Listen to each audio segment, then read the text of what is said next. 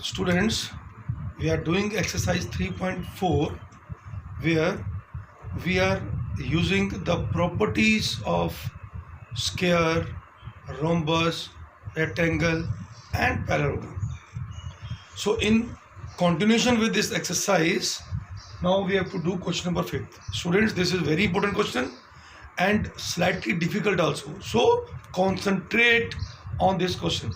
Now in this question it is given that triangle ABC is right angled at B. Right angle मतलब angle B पे 90 बना हुआ है and O is the mid point of AC, मतलब AO जो है वो OC के इक्वल दिया हुआ है.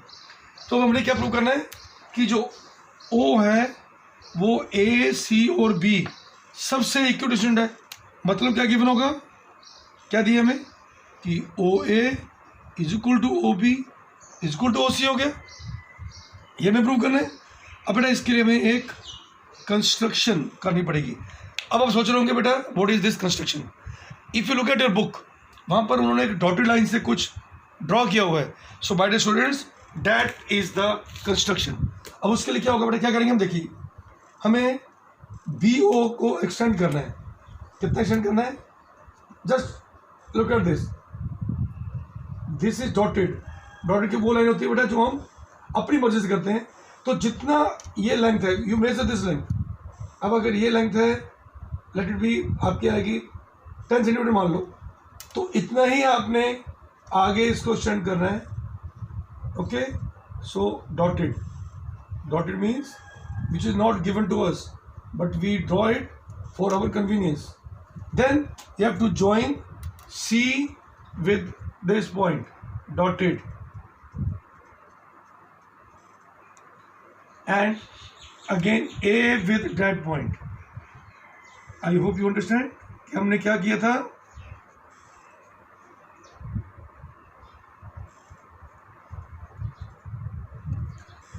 So what we do, we extend BO till point D. So you have to write this in the form of construction. So what is the construction? Extend BO to D. D तक करना है such that BO is equal to OD. जितनी ये length थी आप major करें ना, उतने आपको एक्सटेंड करना है. तो मतलब ये भी इसके इक्वल आ गया. Then you have to join CD and AD.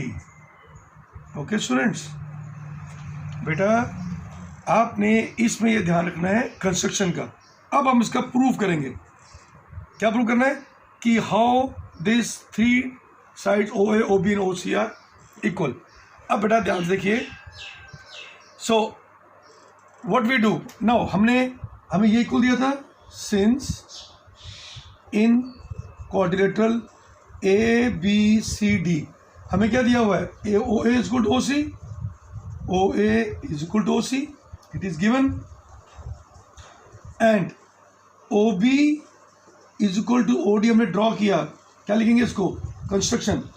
अब बेटा हमने ये पहले प्रॉपर्टी की थी, किसी भी क्वाड्रिलेटरल के अगर डायगोनल्स बाइसेक्ट कर रहे हो, it means what type of quadrilateral it is this. Therefore ABCD क्या बन गया, इज अ पैरेललोग्राम. क्या रीजन लिखेंगे इसमें कि if diagonals of a quadrilateral bisects each other, मतलब ये इसके इक्वल, ये इसके equal, then quadrilateral is a parallelogram. ये पैरेललोग्राम हो गया. अब देखिए इसको मान लीजिए फर्स्ट. ऑल्सो हमें क्या बोला हुआ है कि एंगल भी कितना दिए हैं 90. ये भी हमें गिवन दिया हुआ है. This is given to us. अब अगर ये पैरेललोग्राम है और एक एंगल 90 का बेटा, तो कल हमने एक डेफिनेशन की थी about the rectangle. So therefore from 1 and 2 इन दोनों को मिलाकर क्या बन गया कि quadrilateral ABCD is a rectangle. I hope you understand students कि वो क्वाड्रिलेटरल जो पैरेललोग्राम हो और उसका एक एंगल 90 हो तो वो होता है रेक्टेंगल। सो रीजन लिख देंगे, if one angle of a parallelogram is 90 degree then it is a rectangle. I hope you understand this. अब देखिए, हमें कल प्रॉपर्टीज जो हमने की थी बेटा, सुनो बेटा, प्रॉपर्टीज को अपने फॉलो करना है।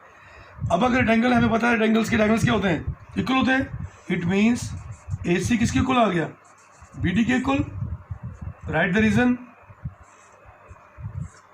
Diagonals of a rectangle are equal. ये दोनों आपस में इक्वल हो गए। अब देखिए, अगर डायगोनल्स इक्वल हैं तो उनका हाफ भी इक्वल होगा। So it means half of A C is equal to half of B D. जैसे मैं लिखता हूँ कि भाई 20 इज इक्वल टू 20, सो 20 का हाफ भी 20 का हाफ इक्वल होगा, दोनों हाफ इक्वल होंगे। अब बताओ, what is half of A C? Look here, A C का हाफ क्या है, क्योंकि हमने यहाँ पर क्या लिखा है देखो, ओ ए आपको ओ सी के इक्वल है, O A equal to O C. So what is half of A C, O A. Similarly हमने यहाँ ये भी लिखा था हमने, डेट ए सी, ये हमने कंस्ट्रक्शन के लिए की थी बेटा कि B O equal to O D. अगर ये इसके इक्वल है तो what is half of B D, B O हो गया। So we can write O B, ये आ गया। सो इसको लीजिए थर्ड, क्या रीजन है, since it is given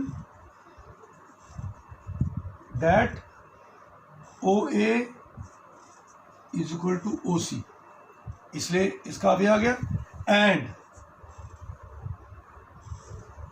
it is, and as per the construction, and from construction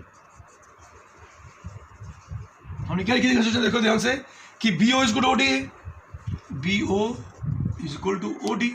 अब क्योंकि ओ ए ओ सी के इक्वल था इसलिए हाफ ऑफ ए सी क्या हो गया, A O. B O equal O D था इसलिए हाफ ऑफ बी डी क्या हो गया, ओ बी। अब बेटा ऑल्सो हमें ये गिवन दिया हुआ है that O A is equal to O C, this is given to us. Therefore from third and fourth what we prove, देखो ओ ए आपका ओ बी के इक्वल भी है, ओ ए आपका ओ सी के इक्वल भी है। सो व्हाट वी प्रूव बेटा, कि तीनों आपस में इक्वल हो गए। O A is equal to O B is equal to O C.